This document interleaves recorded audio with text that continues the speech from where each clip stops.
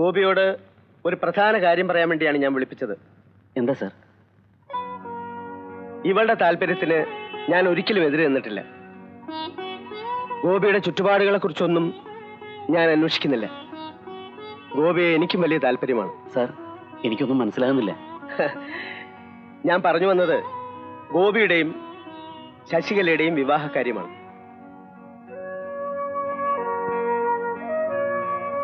അമ്മയോടും ബന്ധുക്കളോടും പെൺകുട്ടി ഒന്ന് വന്ന് കാണാൻ പറയും. ചടങ്ങുകളൊന്നും തെറ്റിക്കണ്ട. വിവാഹ തീയതിയെല്ലാം നമുക്ക് ആലോചിച്ച് തീരുമാനിക്കാം.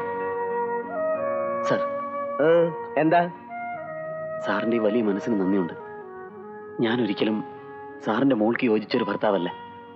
എന്നെക്കാൾ നല്ലൊരു ചെറുക്കനെ ശശികലക്ക് തീർച്ചയായും ലഭിക്കും. ഗോപി എന്റെ മകൾക്ക് യോജിച്ച പുരുഷനല്ലെന്ന് എനിക്കും എന്റെ മോൾക്കും തോന്നിയിട്ടില്ലല്ലോ. പിന്നെന്താ? അത് മാത്രമല്ല സർ, എന്റെ മനസ്സിൽ മറ്റൊരു പെൺകുട്ടിയുണ്ട്. തുറന്നു പറഞ്ഞോളൂ. മായാദേവിയെ ശശികലയ്ക്ക് അറിയാമല്ലോ. അല്പം അഭിപ്രായ വ്യത്യാസം ഉണ്ടെങ്കിലും മായയെ വെറുക്കാൻ എനിക്ക് കഴിഞ്ഞിട്ടില്ല. ഞാൻ ശശികലയെ വേദനിപ്പിച്ചെങ്കിൽ എന്നോട് ക്ഷമിക്കണം. It's all right. I'm sorry sir. It's okay. Don't worry.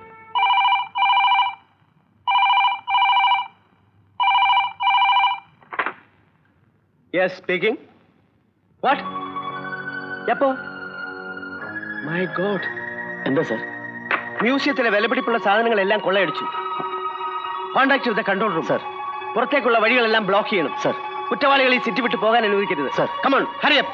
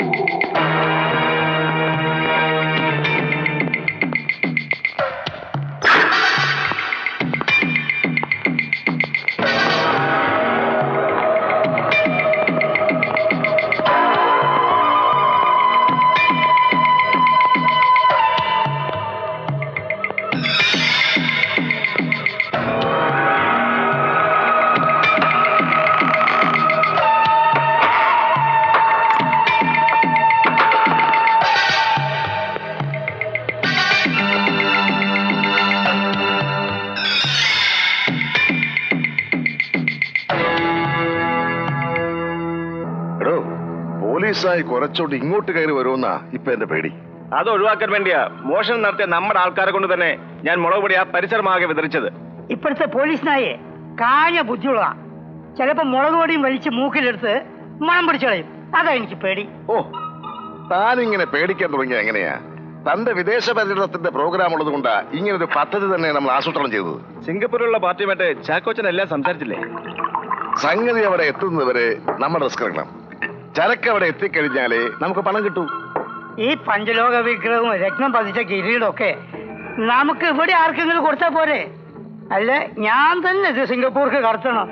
വല്ലവന് കേറി പിടിച്ചാൽ പിന്നെ എന്റെ പാർട്ടിയുടെ ഭരണം ഇരുമ്പഴിക്കൂട്ടിലാകൂലേ? എടോ, താൻ 10 കൊല്ലം മിനിസ്റ്റർ ആയിട്ടിരുന്നാൽ പോലും ഉണ്ടാക്കാൻ പറ്റാത്ത ഷെയറാ തനിക്ക് ഇപ്പൊ കിട്ടാൻ പോകുന്നത്.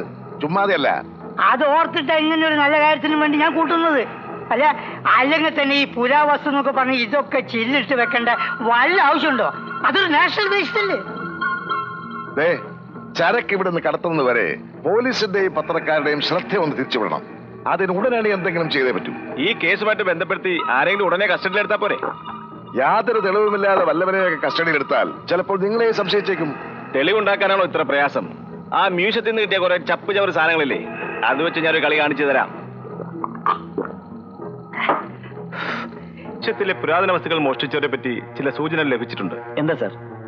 രാമപുരം കോളനിയിലുള്ള ഒരു സംഘമാണ് ഇതിന്റെ പിന്നിൽ പ്രവർത്തിച്ചെന്ന് ബലമായ സംശയമുണ്ട്. നോ സർ, ആ കോളനിയിൽ അങ്ങനെ കുഴപ്പക്കാരായ ആരും തന്നെ താമസിക്കുന്നില്ല. അത് തനിക്ക് എങ്ങനെ അറിയാം? വളരെ കാലം ഞാൻ അവിടെ താമസിച്ചിരുന്ന ആളാ. അവിടെയുള്ള ഓരോ കുടുംബത്തെയും എനിക്ക് നന്നായിട്ട് അറിയാം. അത്തരം സെന്റിമെന്റ്സ് ഒന്നും ഇവിടെ വർക്കൗട്ട് ചെയ്യണ്ട. തന്റെ കോളനിക്കാർ നിരപരാധികളാണെങ്കിൽ പിന്നെ താനെന്നാ പേടിക്കുന്നത്? ആ കോളനി മുഴുവൻ ഇന്ന് റെഡി ചെയ്യണം. സർ,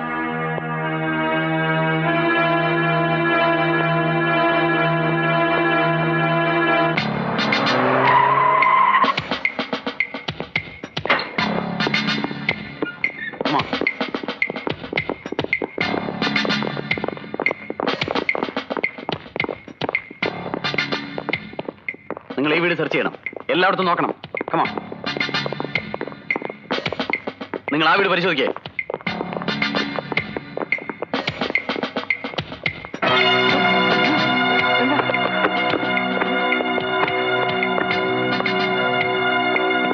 ഇവിടെ ഒന്നുമില്ല സാർ. ആ ഭാഗത്തൊക്കെ നോക്ക്. ശരി.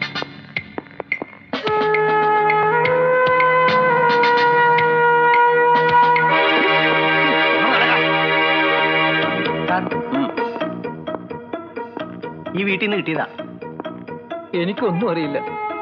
ആരും എന്നെ ചതിച്ചതാണ്. ഈ വിക്കറ്റ്. ശരി സാർ. ഞാൻ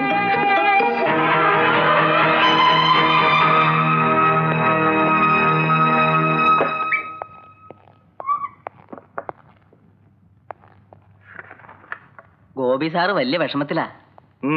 അതെന്താ? ആ ലോക്കപ്പിൽ കിടക്കുന്ന മാത്തുണ്ണി പണ്ട് ഗോപി സാറിന്റെ കൂടെ താമസിച്ചിരുന്ന ആളാ. ഓഹോ, സ്നേഹിതനെ അറസ്റ്റ് ചെയ്യേണ്ടി വന്നതിന്റെ വിഷമത്തിലായിരിക്കും അയാള്. പണ്ട് പോക്കറ്റടിക്കാരനായിരുന്നെങ്കിലും ഇപ്പോൾ അയാൾ കൂലിവേല ചെയ്താ ജീവിക്കുന്നത്. എങ്കിൽ അയാളെ അങ്ങ് വിട്ടയച്ചേക്കാം.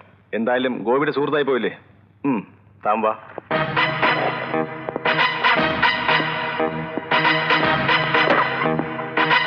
ആ മാത്തുണിയും കൊണ്ടുവാ. സാർ,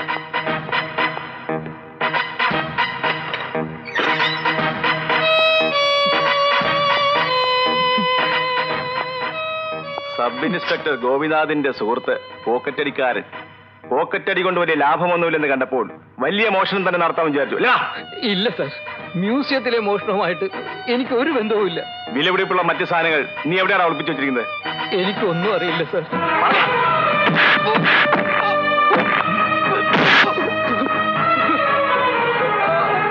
എന്നെ തല്ലല്ല സാറേ, സത്യമായിട്ടും എനിക്കൊന്നും അറിഞ്ഞൂടാ.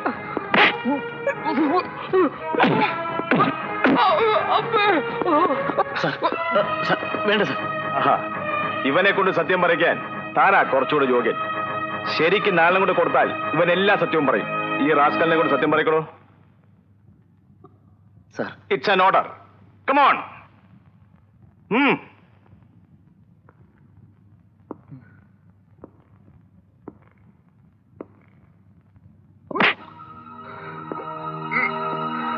സത്യം പറ.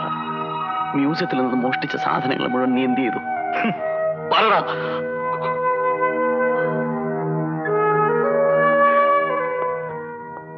Sorry sir. കോൺസ്റ്റബിൾ, ഇവനെ വിളിച്ചാകത്തില്ലോ.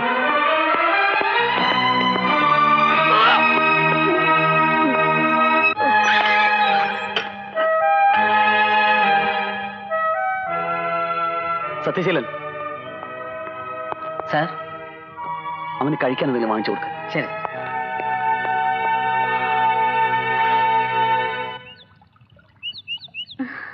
ഞാൻ മോളന്വേഷിച്ച് ഓഫീസിലേക്ക് വരികയായിരുന്നു. എന്താ എടുത്തി? നമ്മുടെ മാത്തുണ്ണീനെയും കൂട്ടരെയും ആ ഗോപി വന്ന് അറസ്റ്റ് ചെയ്തോണ്ട് പോയി.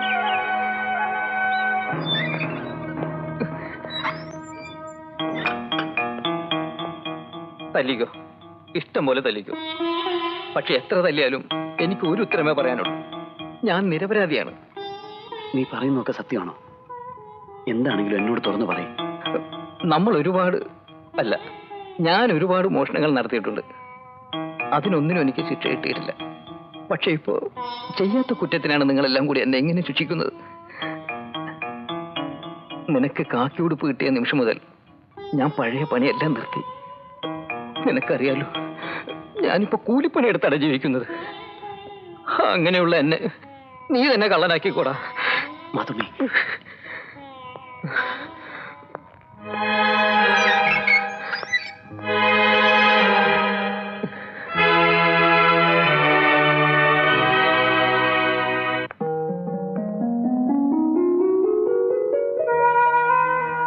വളരെ ക്രൂരമായി പോയി സർ. ഇത്രയും വേണ്ടിയിരുന്നില്ല. മായേ, എന്നെ തോൽപ്പിക്കാൻ നിങ്ങൾക്ക് ഈ സാധുക്കളെ കിട്ടിയുള്ളൂ. ജാമ്യം പോലും അനുവദിച്ച് കിട്ടാതിരിക്കാൻ തൊണ്ടി സഹിതം നിങ്ങൾ അവരെ അറസ്റ്റ് ചെയ്തു. സമർത്ഥനാണ് നിങ്ങൾ, സമ്മതിച്ചു. പക്ഷെ നിങ്ങളുടെ സാമർത്ഥ്യം കാണിക്കാൻ ഇങ്ങനൊരു കടുങ്കൈ ചെയ്യേണ്ടിയിരുന്നില്ല. നീ ഒന്നും മനസ്സിലാക്കാതെ സംസാരിക്കരുത്. എല്ലാം മനസ്സിലായി സർ. സ്വന്തം നിലനിൽപ്പിന് വേണ്ടി നിങ്ങൾ എന്ത് വൃത്തികേടും കാണിക്കുമെന്ന് എനിക്ക് മനസ്സിലായി. കള്ളക്കേസിൽ കുടുക്കി കൂട്ടുകാരനെ ജയിലാക്കിയാൽ പണ്ട് നിങ്ങൾ ഒന്നിച്ചു നടത്തിയ മോഷണത്തിന്റെ കഥകളൊന്നും വെളിച്ചത്ത് വരില്ലല്ലോ അല്ലേ? പക്ഷെ നിങ്ങളെ ഞാൻ വെറുതെ വിടില്ല. സാറിന് ഈ കുപ്പായ ഉടനെ തന്നെ ഊരിവയ്ക്കാം. സബ് ഇൻസ്പെക്ടർ ഗോപിനാഥൻ പണ്ടൊരു കള്ളനായിരുന്നു എന്ന് ഞാൻ തെളിയിക്കും. മാത്തുണ്ണി തനിച്ചെങ്ങനെ ശിക്ഷ അനുഭവിക്കണ്ട. പൊന്നിൻ കുരിശ് മോഷണം ഉൾപ്പെടെ നമ്മൾ ചെയ്തിട്ടുള്ള എല്ലാ തെറ്റിനും നമുക്ക് ഒരുമിച്ച് ശിക്ഷ അനുഭവിക്കാം.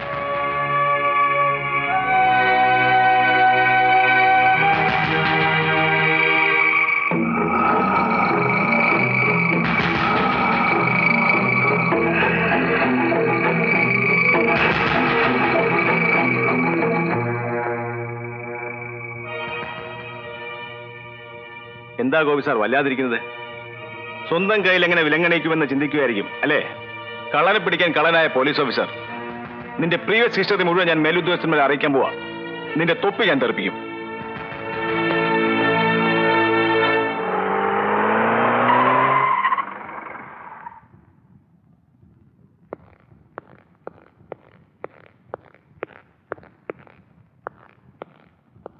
May I come in sir? Yes.